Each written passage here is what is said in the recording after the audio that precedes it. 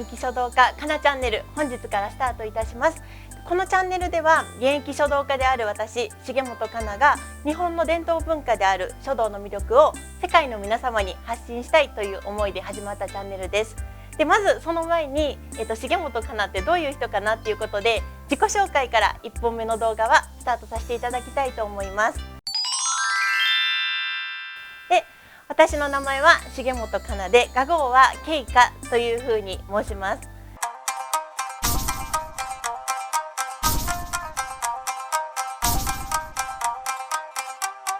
今回は1回目の動画ということで、皆さんからいただいた質問に順にお答えさせていただきたいというふうに思っております。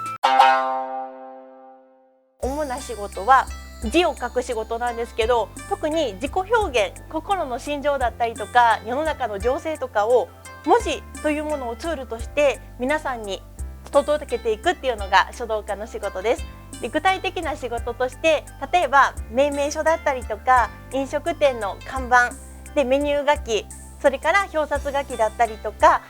色紙書き、掛け軸書きっていう時もあります。それが書道家の主なお仕事です。プロの書道家とプロではないっていう境目が、自分が書いた文字がマネタイズできるかどうか、できないかできるかの違いなんですよね。ちょっと私がサンプルに一文字書かせていただきたいと思います。私ラーメンが大好きなので麺っていう感じでさせていただきますね。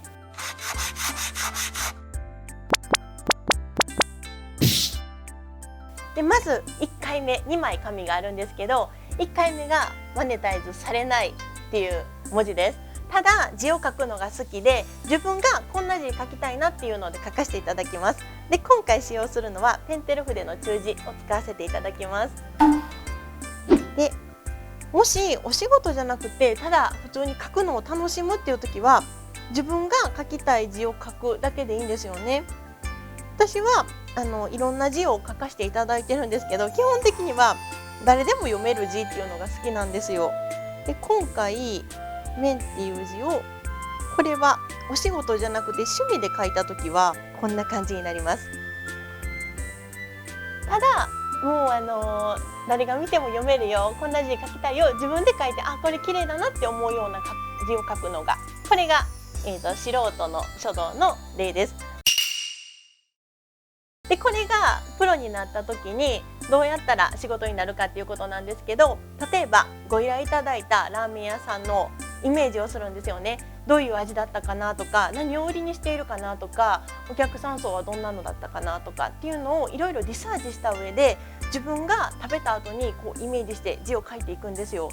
そういう時に例えばスープがすごく美味しくて躍動感があるような味だったなって思ったら、その勢いをインスピレーションで書くことになるんですけど、書いたのがこういうイメージです。例えばここが、太麺のイメージ、ここが中太の麺のイメージだったりとか、ここが細麺のイメージですよね。でかすれているところは細麺でも柔らかい麺のイメージです。でちょっと滲んでるところは細麺の中でも硬い麺のイメージをします。そういうことを考えながら書くか、ただ自分が書きたい字を書くかで、私は、プロとしてお仕事はさせていただいてるんですけど、ただ純粋に字を書くのがすごく楽しいので、家ではもう自分の書きたい字を好きなように書いています。お仕事の時はニーズに合わせた書き方をしています。これがお仕事の書道の違いになります。生活はもう本当に普通の生活です。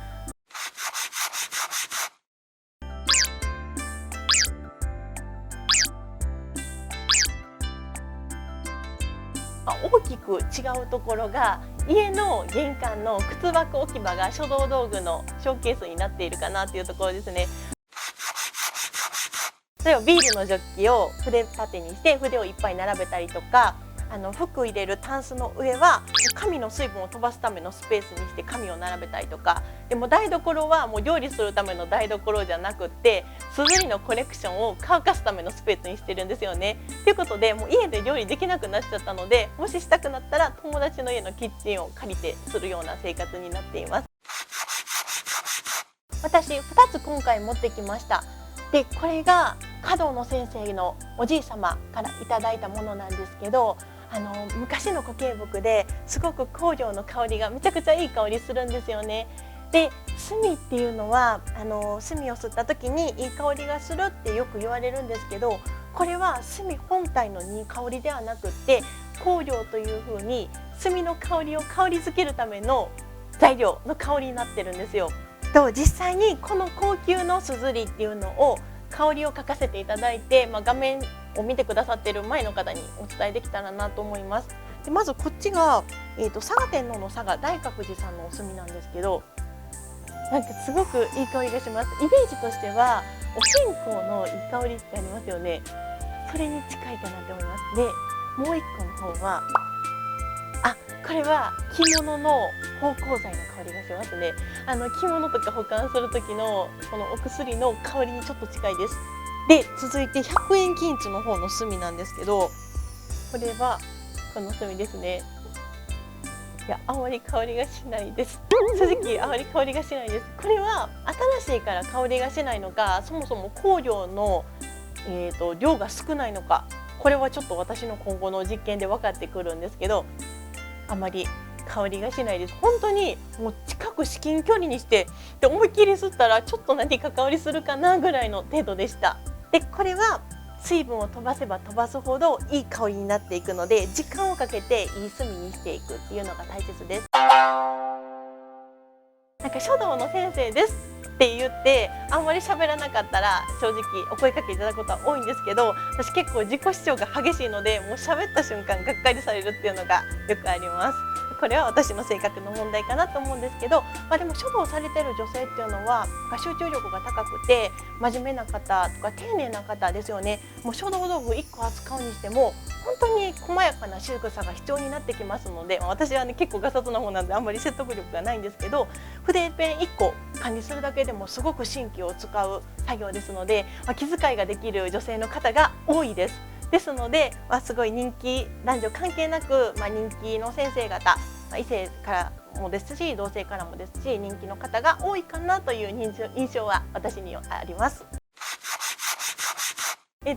私個人的なんですけど、なんか書道の先生になりたいんですとか、なんか書道教室開きたいんですって夢を語っていた時はすごくなんか皆さんにちやほやされてた時もあったんですけど、なんか自分の中でプライドっていうのがあって、夢を叶えた瞬間にすごくなんか根拠のない自信が湧いてきたんですよね。でもうなんかどんどんプライドが高くなって自己主張が激しくなってちょっと煙たがられるようになったかもしれません。そういうのはやっぱりどういう時になっても仕事、夢を叶えて自分が好きなこと仕事でできたとしても、初心のことを忘れずに絶対に謙虚に働くことが大事だなと思ったこの3年間でした。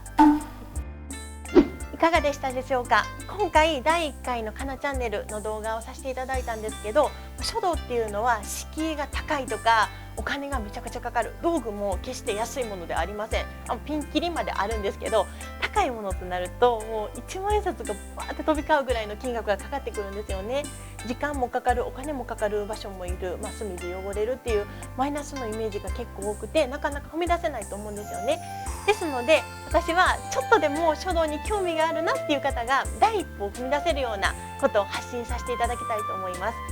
個人的になんですけど、大学時代もう貧乏学生で結構苦しい思いをしてたんですよね。で黒歴史の状態からどんどん這い上がって今書道だけで生計を立てられるようになったこの3年間のエピソードを交えながら包み隠さずに話しながらちょっとでも書道に興味を持っていただけたら嬉しいなっていう思いでスタートさせていただきたいと思います。これからも皆さんにいただいた質問をもとにどんどん発信させていただきたいと思いますので、ぜひご遠慮なくご質問の方ご連絡いただけたら嬉しいなという思いでいます。それでは第1回のかなチャンネルでした。次の動画でお会いしましょう。